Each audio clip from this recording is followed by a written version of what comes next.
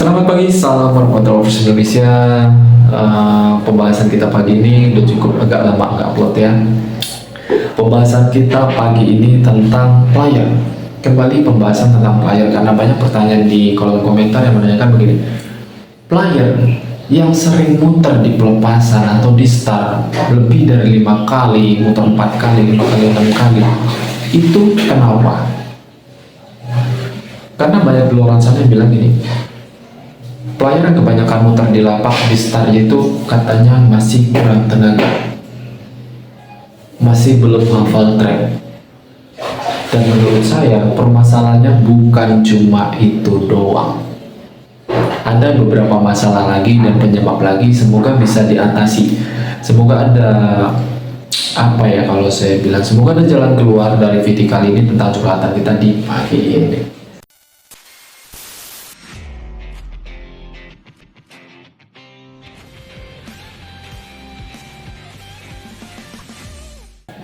Selamat pagi, salam warahmatullahi wabarakatuh. Terima kasih banyak untuk yang udah subscribe, like, komen. Terima kasih banyak untuk yang udah bantu jawab. Terima kasih banyak. Ini agak molor upload video karena ngedit film memang harus diburu-buru ya, karena ada kesibukan lain lagi. Tanpa panjang kali lebar, langsung ke pokok pembahasan awal. Sesuai pembahasan awal kita, merpati player yang kita sebut player itu masih muter di pelepasan atau di start. Bisa jadi dia muter 6 kali, 5 kali, bisa 7 kali muter baru dia mau menuju ke lapak. Itu penyebabnya kenapa? Sebagian orang berasumsi atau memiliki pendapat katanya player yang punya tingkah seperti itu masih kurang tenaganya. Ada yang bilang masih belum hafal jalur atau belum hafal track. Oke, itu masuk logika. Tapi penjelasan saya, ada sistem kesalahan yang lain lagi. Selain dua kesalahan yang disebutkan, tenaga dan belum hafal track karena terlalu dipaksa, yang berikutnya itu karena kesalahan saat melatih si player tersebut saat dia masih piik. Merpati piik kalau terlalu dipaksa menghafal track, memang nggak semua ya, pasti bakalan begitu. Coba pelajari di lapangan, melatih piik, coba lihat. Terlalu kita memaksakan untuk menghafal track si piik tersebut bakalan kebanyakan muter. Dan itu akan dia bawa nanti sampai dia dewasa, itu kebiasaannya. Jadi kembali ke permasalahan ketiga, tadi dua permasalahan dan permasalahan ketiga itu karena kebiasaan. Kebiasaannya kebiasaan buruk. Jangan disalahkan burungnya atau player yang kita latih, bahan player yang kita latih, tapi kesalahan saat melatih awal. Itulah kenapa disarankan melatih piik itu di lar 1 atau setelah rampas. Karena apa? Nalarnya lebih bagus daripada saat melatih piik 5, piik 6, piik 4, biasanya gitu. Kelamaan muter bisa menyebabkan kehabisan tenaga dan kebiasaan otomatis sampai di titik sampai di titik di kolongan nanti yang nggak kuatnya kadang moncor, ngegerombol, landing gitu loh. Kalaupun dia stabil biasanya turun tenaganya kurang. Tapi ingat ya, nggak semua burung yang di lobnya kencang itu atasnya kencang. Nggak semua burung yang di lobnya kayak daun kering, lembut gitu, di atasnya santai, enggak. Kembali seperti itu, jadi jangan ketipu lagi. Urusan burung bertenaga, kalau di lob pendek katanya tenaganya udah bagus karena kenceng nembaknya, enggak, itu nggak bisa ngejamin.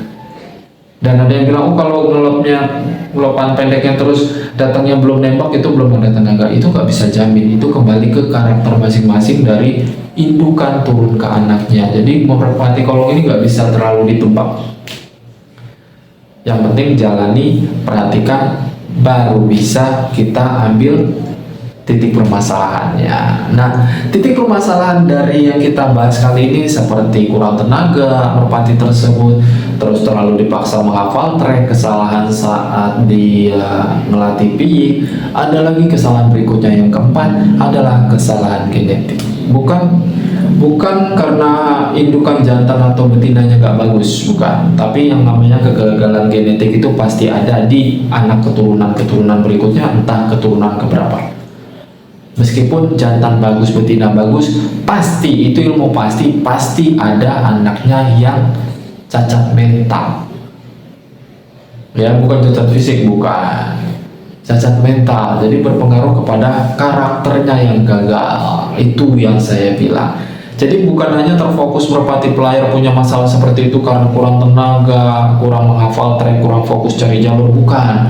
Banyak penyebabnya. Kalau memang saran saya, sebagian pernah saya coba obatnya, saya nggak berani ngasih tahu karena terlalu keras, dan efeknya saya sempat nanggung sendiri. Si jantan infertil, nggak bisa diambil anak keturunannya. Itu bisa, tapi ketergantungan. Jadi saya nggak mau menyarankan pemberian hal seperti ini. Cukup saya melakukan kesalahan pemberian hal seperti itu, memang cukup terkenal mereknya dan itu mempan. Tapi untuk saran saya sekali lagi, jangan. Kalaupun nanti di kolom komentar, bang obatnya apa bang, bocorin, enggak, saya nggak bakalan ngasih tahu. Karena apa? Nanti ngerusak merpati itu sendiri. Karena merpati tersebut masih bisa kita latih ulang, kita bikin memorinya baru lagi dengan cara apa? Kita loloh ulang sampai anaknya dewasa, sampai anaknya mandiri, kita latih ulang. Latih ulang di lapak yang baru. Sama aja kalau kita bilang ngelatihnya dari nol, kayak kita ngelatih babi.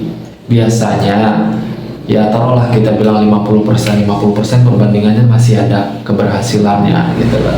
Tapi itu butuh konsisten, butuh perawatan, segala macamnya. Tapi kalau nggak sabar, silakan kumpulin duit lagi, beli player baru yang lebih jelas. Nggak usah terlalu ngabisin waktu terlalu lama, terlalu ngelatih. Kalau memang sekiranya merpati yang rusak kali ini, sesuai kita bahas kali ini, dia nggak bisa diperbaiki lagi karakternya gitu.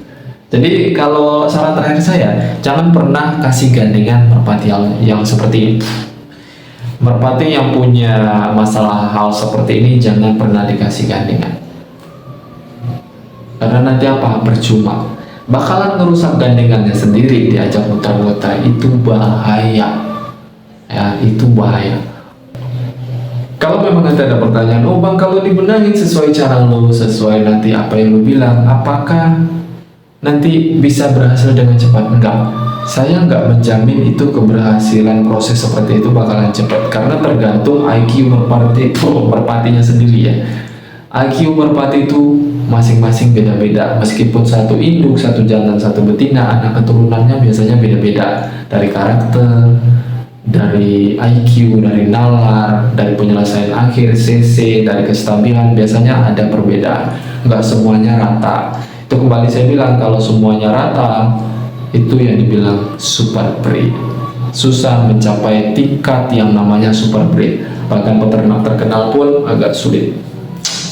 Apalagi kayak saya yang masih udahlah gitu, sekedar berbagi ilmu receh-receh aja untuk curhatan kita. Jadi kalau memang pertanyaan fokus seperti yang tadi udah saya jawab. Kalau memang ditanya obatnya ada, tapi saya nggak mau menyebutkan atau nggak mau menyarankan. Karena apa? Efeknya si jantan bisa infertil, akhirnya nggak ada gunanya. Dan kalau memang merpati seperti itu mau diternak, ada pertanyaan seandainya mau dibreeding, jangan. Itu yang sudah mengalami kegagalan genetik ya. Kalau memang ada yang bilang, oh bang kalau merpati belum juara boleh diternak, boleh, tapi kalau kinerjanya bagus. Tapi kalau kinerja dan karakternya nggak bagus, jangan pernah diternak atau dibreeding atau diambil anaknya. Takutnya malah tambah rusak ke anak keturunannya. Kecuali merpati itu bagus, CC bagus, penyelesaian bagus, cuma dia sering cedera karena CC-nya terlalu besar, itu masih bisa diambil anaknya gitu loh. Intinya karakternya udah keluar, karakternya bagus, nggak ada masalah, cuma belum podium, ambil anaknya nggak ada masalah. Bahkan saya bilang, kalau ada mitos orang bilang, oh kalau mau ngambil anaknya tunggu podium, ya kalau belum rezekinya sampai kapan mau ngambil anaknya? Sampai nunggu merpatinya mati, hilang, kan nggak logis. Saya rasa untuk pagi ini cukup jelas. Kalau memang kurang jelas silahkan di kolom komentar. Terima kasih banyak. Salam Merpati Lovers Indonesia.